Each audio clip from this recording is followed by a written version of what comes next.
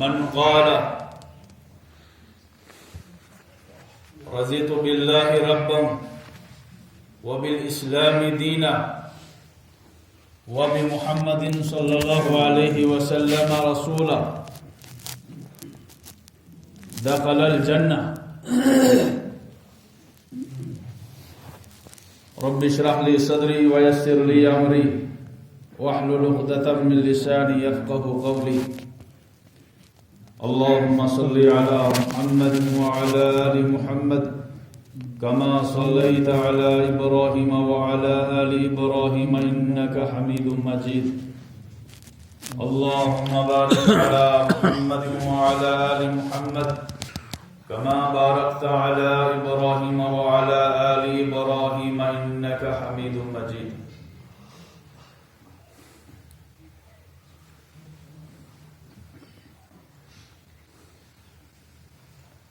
حاضرین مجلس، اللہ تعالیٰ کا لاکھ لاکھ شکر حمد و ثنا ہے کہ ہم مسلمان ہیں. ہمیں اس بات کا دعویٰ ہے اور فخر سے ہم دعویٰ کرتے ہیں ہم مسلمان ہیں. ہم ایک اللہ کو مانتے ہیں، ایک اللہ کے سامنے اپنا سر جھکاتے ہیں. اس بات کا ہم یقین رکھتے ہیں کہ اس کائنات میں اللہ کی حکمرانی اور اللہ کا حکم چلتا ہے. انسانوں پر بھی، حیوانوں پر بھی، جمادات پر بھی، نباتات پر بھی، بحر و بر پر، سمندر اور خشکی پر، آسمانوں میں بھی اور زمینوں پر بھی ایک اللہ کی حکمرانی ہے. تمام کائنات کی چیزیں اس اللہ کے حکم کی فرما بردار اور اس کی تابع ہیں. ہم اللہ کو اپنا رب مان کر راضی ہیں. رضیت باللہ ربا وبالاسلام دینا، اور اسلام سے ہم خوش ہیں، اسلام سے ہم راضی ہیں کہ اسلام جو دین ہے وہ کامیابی والا دین ہے. اس کا ہر حکم انسان کو کامیابی کی طرف لے جاتا ہے. اس کا ہر حکم انسان کو دنیا اور آخرت کی کامیابی سے سرخرو کرتا ہے. وَبِمُحَمَّدٍ صلی اللہ علیہ وسلم نبیہ، اور ہم اس بات کا یقین کرتے ہیں کہ محمد صلی اللہ علیہ وسلم اللہ کے نبی اور رسول ہیں، آخری نبی ہیں. آپ کی شریعت سچی، آپ کی تعلیمات سچی، آپ نے جس دین کی دعوت دی وہ کامیابی والا اور سچا دین ہے. یہ حدیث ہے جس کو امام مسلم نے بھی نقل کیا، امام بخاری نے بھی نقل کیا کہ جو شخص صبح اور شام یہ کلمات کہے، رضیت باللہ ربا وبالاسلام دینا وبمحمد صلی اللہ علیہ وسلم نبیہ، جو یہ کلمات صبح اور شام کہے اور پھر اس درمیان میں اس کی وفات ہو جائے تو وہ انسان سیدھا جنت میں داخل ہوگا. 3 کلمات ہیں، لیکن اس پر بشارت ہے کہ جو شخص صدق دل کے ساتھ، سچائی کے ساتھ، گہرے یقین کے ساتھ اس بات کا دعویٰ کرے گا کہ رضیت باللہ ربا وبالاسلام دینا وبمحمد صلی اللہ علیہ وسلم نبیہ، جو شخص صدق دل کے ساتھ، یقین کے ساتھ اس بات کی گواہی دے گا صبح اور شام، اور پھر اس انسان کا انتقال ہو جائے، دخل الجنہ، وہ انسان جنت میں داخل ہوگا. لیکن بشرط ہے کہ صرف زبان سے نہیں، یقین کے ساتھ انسان کہے کہ ہم اللہ کے علاوہ تمام معبودوں کو ٹھکراتے ہیں، ان کا انکار کرتے ہیں، اسلام کے علاوہ تمام ادیان کو اسلام کو ہم سب سے زیادہ اعلیٰ، سب سے زیادہ سچا اور سب سے زیادہ کامیابی والا دین سمجھتے ہیں، اور محمد صلی اللہ علیہ وسلم کو اللہ کا آخری نبی تسلیم کرتے ہیں، اور آپ کی شریعت کو ہم سچی شریعت اور کامیاب ترین شریعت تصور کرتے ہیں، اور اس پر ہم یقین رکھتے ہیں۔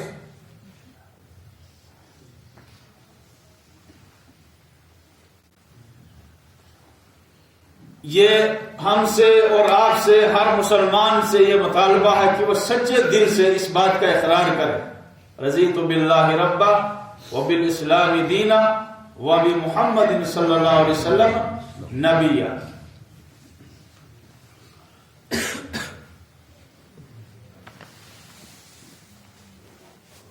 لیکن یہ دنیا پروپیگنڈے کی دنیا ہے، یہ دور دجالی میڈیا کا دور ہے، یہ دور پروپیگنڈے کا دور ہے۔ اس پروپیگنڈے کے دور میں اپنے ایمان کو محفوظ رکھنا، اپنے دین کو بچانا، اپنے عقیدے کو بچانا، یہ بہت اہم ترین اس وقت کام ہے۔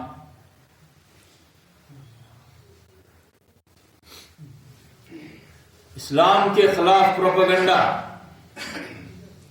کبھی کبھی ہم اس باطل پروپیگنڈے سے ہم متاثر ہوتے ہیں، ہمارے جوان متاثر ہوتے ہیں، ہماری بیٹیاں خواتین متاثر ہوتی ہیں،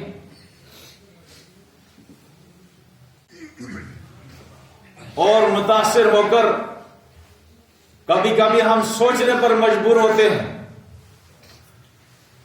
کہ رضیت باللہ ربا، جس رب کو میں، جس اللہ کو میں رب ماننے پر راضی ہوں، جس اسلام کو میں اپنے لیے کامیابی والا دین سمجھ رہا ہوں، جس پیغمبر آخر الزمان حضرت محمد مصطفیٰ صلی اللہ تعالی علیہ وسلم کو میں آخری نبی مانتا ہوں، کبھی کبھی اس باطل پروپیگنڈے سے متاثر ہو کر ہم سوچنے پر مجبور ہوتے ہیں، بہت سارے لوگ سوچنے پر مجبور ہو جاتے ہیں کہ کہیں ہم نے جو فیصلہ کیا ہے اس میں ہم نے کوئی کوتاہی تو نہیں کی، اللہ کو رب ماننے کا جو فیصلہ کیا ہے اس میں ہم نے کوئی غلطی تو نہیں کی، اسلام کو ہم اپنے لیے دین سمجھتے ہیں، کہیں ہم نے فیصلہ کرنے میں غلطی تو نہیں کی، محمد صلی اللہ علیہ وسلم کو ہم خاتم الانبیاء، انبیاء کا سردار ہم کہتے ہیں، کہیں ہم سے کوئی غلطی تو نہیں ہوئی، نعوذ باللہ۔ یہ وجہ کیا ہے؟ یہ باطل کے پروپیگنڈے سے ہم متاثر ہو جاتے ہیں۔ یہ میڈیا کا دور ہے، پروپیگنڈے کا دور ہے، اور دجالی میڈیا کا اصول یہ ہے کہ جھوٹ اتنا بولو، اتنا جھوٹ بولو کہ لوگ اس کو سچ ماننے پر مجبور ہو جائیں۔ اور آج دجالی میڈیا ہے، آج میڈیا زمین کو آسمان بنائے، آسمان کو زمین بنائے۔ ایک اشارے کا کھیل ہے۔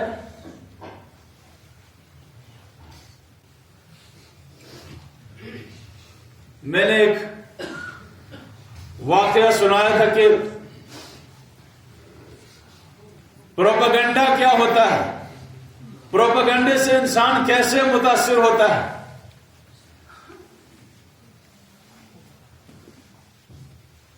ایک آدمی بکری خریدنے گیا، بکری خرید کر جا رہا تھا، آگے کچھ لوگ بیٹھے ہوئے تھے، انہوں نے مشورہ کیا کہ آج ہم اس کو بیوقوف بنائیں گے. کچھ لوگ ایک جگہ پر بیٹھے، کچھ لوگوں کو 1 کلومیٹر دور پر رکھا اور کچھ 2-3 لوگوں کو پھر 1 کلومیٹر دور رکھا، اور ان کو سمجھایا کہ جب یہ بکری والا یہاں سے جائے اس کو بتانا کہ صوفی جی یہ کتا کہاں لے جا رہے ہو. جب ہر جگہ پر اس کو یہی کہلایا جائے گا تو یہ آدمی خود متاثر ہوگا. چنانچہ بکری لے کر جا رہا تھا، آگے پہنچا تو لوگوں نے کہا اے صوفی جی یہ کتا آپ کہاں لے جا رہے ہو؟ اس نے کہا تم بیوقوف ہو، اندھے ہو، تمہیں نظر نہیں آتا ہے یہ بکری ہے، یہ کتا کہاں ہے؟ ان لوگوں نے کہا نہیں صوفی جی آپ کو شبہ ہوا ہے، آپ کو کسی نے دھوکہ دیا ہے. کہا رے نکل جاؤ، ہٹو ادھر، یہ میں بکری خرید کر لے جا رہا ہوں. پھر 1 کلومیٹر دور پہنچا، وہاں پہ لوگ انتظار میں تھے اس کے. کہا صوفی جی یہ کتا کہاں لے جا رہے ہو تم؟ نے کہا بھائی تمہاری آنکھیں پھٹی ہوئی ہیں، یہ کتا کہاں، یہ تو بکری ہے. بہرحال وہاں بھی اس نے جان چھڑائی، لیکن دل میں اس کو کھٹک پیدا ہوئی کہ پہلے جو لوگ تھے انہوں نے بھی کہا یہ کتا ہے، یہ بھی کہہ رہے ہیں یہ کتا ہے. پھر 1-1.5 کلومیٹر دور گیا اور وہاں پھر لوگ کچھ انتظار کر رہے تھے. کہنے لگے صوفی جی یہ کتا کہاں لے جا رہے ہو آپ؟ اب اس آدمی کو پریشانی لاحق ہو گئی. یہ پریشان ہو گیا کہ ہر جگہ پر مجھے یہی کہلایا جا رہا ہے، یہی کہا جا رہا ہے کہ یہ بکری نہیں یہ کتا ہے. ایسا نہ ہو کہ مجھے دھوکہ دیا ہو اس نے، میری نظر بند کر دی ہو اور کتا مجھے بکرا دکھائی دے رہا ہو. بہت سوچ میں پڑ گیا اور اس نے فیصلہ کیا کہ ایک جگہ پہ جھوٹ ہو سکتا تھا، 2 جگہ جھوٹ ہو سکتا تھا، یہ تو ہر جگہ یہی لوگ کہہ رہے ہیں.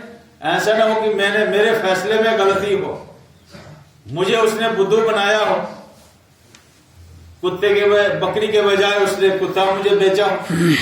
چنانچہ اس نے آگے جا کے رسی کھولی اور اس بکرے کو آزاد کر دیا.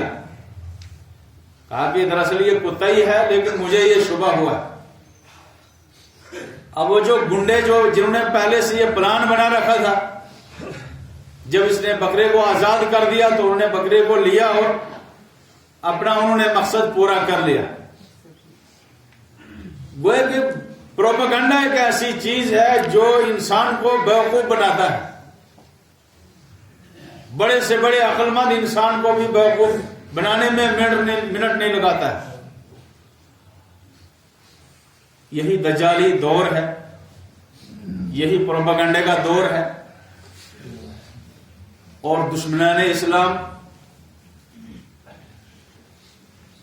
اسلام پر اعتراض کر کے،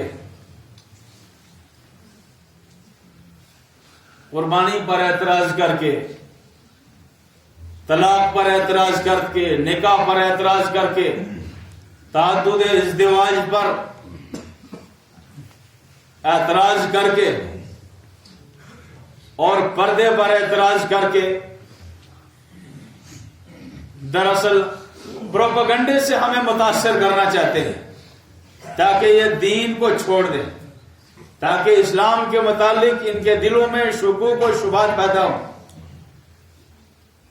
اور یاد رکھنا چاہیے کہ اس باطل پروپیگنڈے کا سب سے زیادہ جو شکار ہے وہ ہمارے 2 طبقے ہیں. ایک نوجوان طبقے کو بیوقوف بنانا ہے، اسلام سے اس کو دور کرنا ہے، اور ایک ہماری صنف نازک، ہماری مستورات کو دین سے دور کرنا ہے.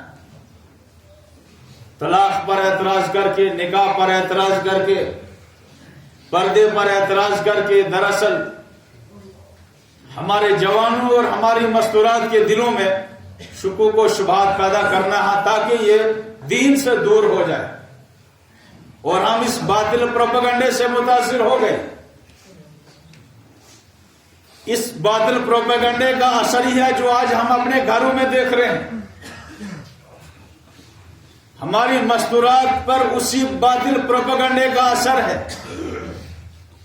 ہمارے تعلیمی اداروں میں پڑھنے والی بچیوں پر، ان تعلیمی اداروں میں پڑھنے والے جوانوں پر اسی باطل پروپیگنڈے کا واضح اثر ہمیں دکھائی دے رہا ہے.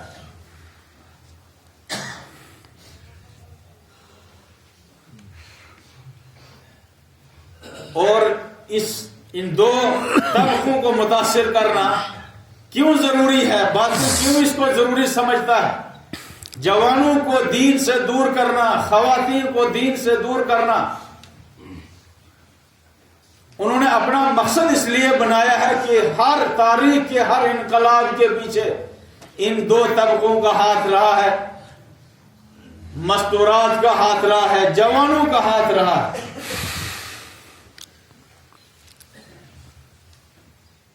تمام انقلاب کے پیچھے ان دو طبقوں کا ہاتھ رہا ہے. وہ اچھی طرح سے جانتے ہیں کہ اگر یہ دو طبقے دین کے ساتھ مضبوطی کے ساتھ وابستہ رہے تو ہماری تمام کوششیں ناکام ہوں گی. ہم دنیا سے اسلام کو مٹا نہیں سکیں گے، اور اسلام کو ختم کرنا ہے مسلمانوں کے ذہنوں سے، مسلم معاشرے سے، تو ان دو طبقوں پر محنت کرو.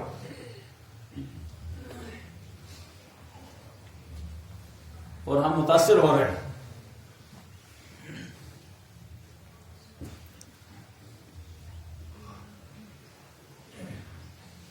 اسلامی تاریخ بتاتی ہے کہ مستورات نے جو انقلاب برپا کیے ہیں انسانی عقل حیران رہ جاتی ہے. انہوں نے ہر قسم کی قربانی دینے سے وہ پیچھے نہیں رہی. میں ایک خاتون کا، ایک مثالی خاتون کا واقعہ آپ کو بیان کروں گا، وقت مختصر ہے. حضرت خنسہ رضی اللہ تعالی عنہ ایک صحابی خاتون ہے.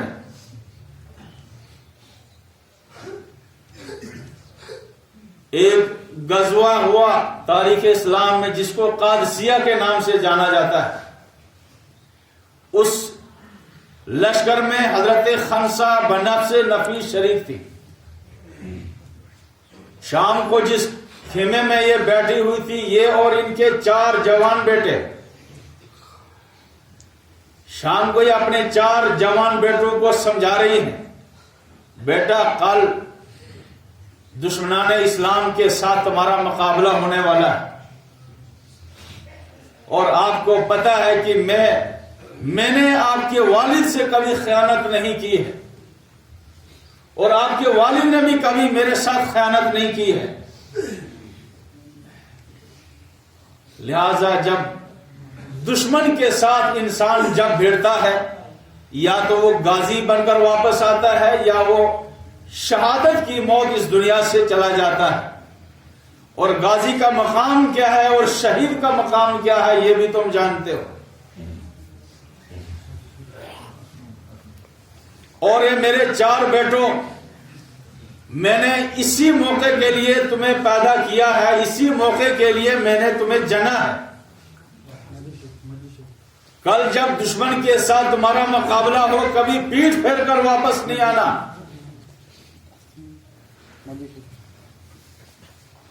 پیٹھ پھیر کر واپس نہیں آنا. چنانچہ خود تیار کر کے اپنے 4 بیٹوں کو لشکر میں روانہ کیا. اور جب دوسرے دن 4 بیٹوں کی لاشیں اس عورت کے سامنے آ گئی، اس عورت نے کہا الحمدللہ الذی شرفنی بشہادتہم، اللہ کا شکر ہے جس نے مجھے ان 4 بیٹوں کی شہادت سے نوازا. 4 بیٹوں کی لاشیں ہیں ماں کے سامنے. اس ماں کی کیا حالت ہونی چاہیے تھی، لیکن وہ ماں کہہ رہی ہے تعریف اس اللہ کے لیے ہے جس نے ان 4 بیٹوں کی شہادت سے مجھے سرفراز کیا. میں قیامت کے دن فخر کروں گی کہ میرے 4 بیٹے اللہ کے راستے میں کام آئے. یہ اس ایک عورت نہیں بلکہ اس دور کی تمام عورتوں کی یہی ذہنیت تھی کہ اپنے بچوں کو پائلٹ بنانے کے لیے نہیں پڑھانا ہے، ڈاکٹر اور انجینئر بنانے کے لیے نہیں پڑھانا ہے، یہ تو دنیاوی ضرورت ہے۔ وہ اپنے بیٹوں کو اس مقصد سے پڑھاتی تھی، اس مقصد سے ان کی تربیت کرتی تھی کہ کل قیامت کے دن اللہ کے دربار میں ہمیں سرخ روئی نصیب ہو۔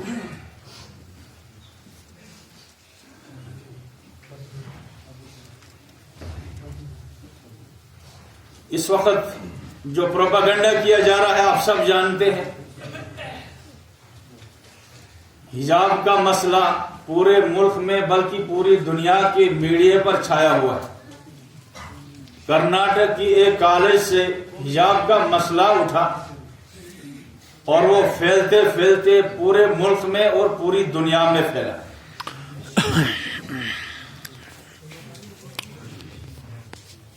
کوئی ٹی وی چینل ایسا نہیں ہے جس پر حجاب پر بحث نہ ہو رہی ہو۔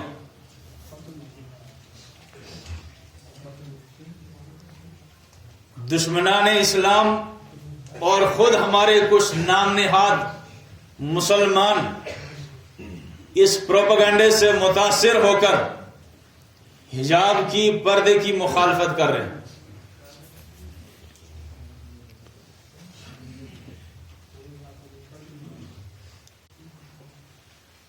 آج تک بھی لڑکیاں کالجوں میں حجاب باندھ کر پردہ لگا کر جاتی تھی، آج تک کسی کو کوئی تکلیف نہیں ہوئی، لیکن اچانک یہ مسئلہ جو اٹھا ہے، اٹھا نہیں بلکہ یہ اٹھایا گیا، بہت منصوبے کے تحت اس مسئلے کو اٹھایا گیا تاکہ ووٹ بینک حاصل ہو، کامیابی حاصل ہو۔ اور 70 سالوں سے اس ملک کی تاریخ یہی رہی ہے،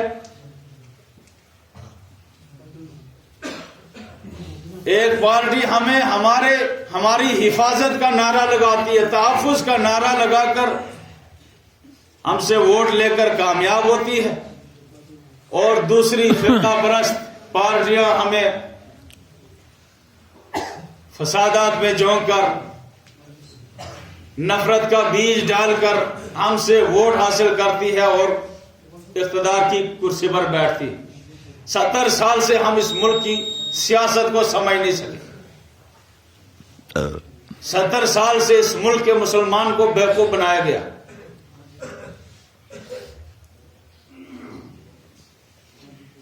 اور ابھی بھی ہم بیوقوف بن رہے ہیں۔ ہماری کوئی ایک طاقت نہیں ہے، کوئی آواز ہماری نہیں ہے، بکھرے ہوئے ہیں ہم۔